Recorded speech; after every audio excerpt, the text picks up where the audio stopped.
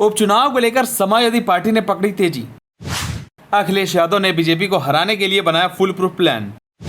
PDA के साथ youth की गुगली से बीजेपी को चित करने की रणनीति में सपा। अब इन चेहरों पर अखिलेश यादव चलेंगे अपना दांव। युवाओं के सारे बीजेपी को घेरने की कोशिश करेंगे अखिलेश यादव।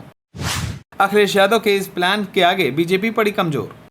क्या लोकसभा चुनाव की तरफ चुनाव में भी बीजेपी को मात दे पाएगी सपा? चलिए आपको बताते हैं। समाजवादी पार्टी यूपी उपचुनाव के टिकटों के बंटवारे में इस बार यूथ पर ज्यादा फोकस कर रही है। जाति समीकरण के साथ साथ क्षेत्रीय और भौगोलिक समीकरण को भी तवज्जो दी जा रही है। अभी तक तय नामों में ज्यादातर सीटों पर यूथ पर ही सपा दांव लगा रही है। कटेहरी, कुंदरकी, मिल्कीपुर, खैर और मझवा में युवा ही सपा का चेहरा होगा। हालांकि इसमें से अधिकतर जीते हुए सांसदों के परिवार के ही सदस्य हैं।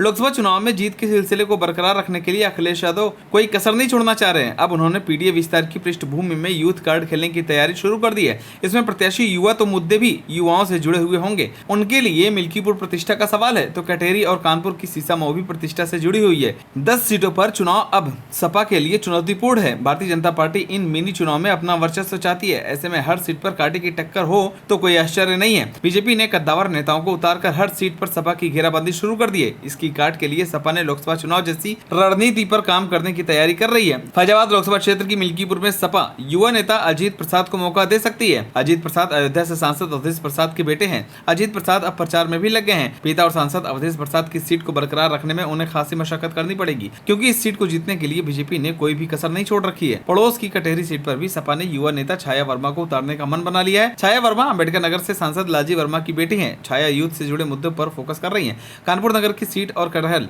सीट पर संयोगवश युवा चेहरे ही सपा पर दांव लगाएगी। करहल सीट से अखिलेश यादव के भतीजे और पूर्व सांसद तेज प्रताप को उतारने की तैयारी है। सीसामऊ में इरफान सोलंकी की पत्नी प्रत्याशी के रूप में सामने आ रही है। यूपी की जिन 10 सीटों पर उपचुनाव होना है उनमें गाजियाबाद, फूलपुर, मीरापुर, करहल, मिल्कीपुर, सीसामऊ, कुंदरकी, मझवा, कटेहरी और खैर शामिल है। लोकसभा चुनाव की तरह ही उत्तर प्रदेश विधानसभा चुनाव में भी समाजवादी पार्टी कांग्रेस के साथ गठबंधन के तहत मैदान में उतरना चाहती है। इसके लिए सीट शेयरिंग फार्मूले पर बात भी हो रही है। हालांकि कांग्रेस 5 सीटों की डिमांड कर रही है। कांग्रेस का कहना है कि वो उन 5 सीटों पर चुनाव लड़ना चाहती है जहां 2022 में एनडीए की जीत हुई थी। हालांकि समाजवादी पार्टी कांग्रेस को अधिक से अधिक 2 सीटें ही देना चाहती है। दरअसल समाजवादी पार्टी चाहती है कि वह इस उपचुनाव में भारतीय जनता पार्टी के लिए ऐसा घेरा तैयार करे जिससे निकलना मुश्किल हो। शायद यही वजह है कि पीडीए के फार्मूले के साथ समाजवादी पार्टी यूथ की गुगली भी फेंकना चाह रही है। वहीं दूसरी तरफ बीजेपी समाजवादी पार्टी को मात देने के लिए बीजेपी ने भी कमर कस ली है। बीजेपी के लिए अयोध्या सीट जीतना बहुत जरूरी है और ये एक बड़ा चैलेंज भी बन गया है। अगर बीजेपी लोकसभा चुनाव की तरह ही अयोध्या सीट हार गई तो 2027 का विधानसभा चुनाव मुश्किलों भरा हो सकता है। वहीं आपको बता दें कि अयोध्या सीट की कमान खुद सीएम योगी ने ले रखी है। वहीं अखिलेश यादव भी बीजेपी को कड़ी टक्कर देने की तैयारी कर चुके हैं। बहरहाल अब उपचुनाव बड़ा ही दिलचस्प होने वाला है। सपा और बीजेपी के बीच जोरदार टक्कर देखने को मिलने वाली है। आप सभी को क्या लगता है उपचुनाव में किसको जीत मिलेगी और किसको हार? हमें कमेंट कर जरूर बताएं। अगर आप नए तो हमारे चैनल को सब्सक्राइब करें।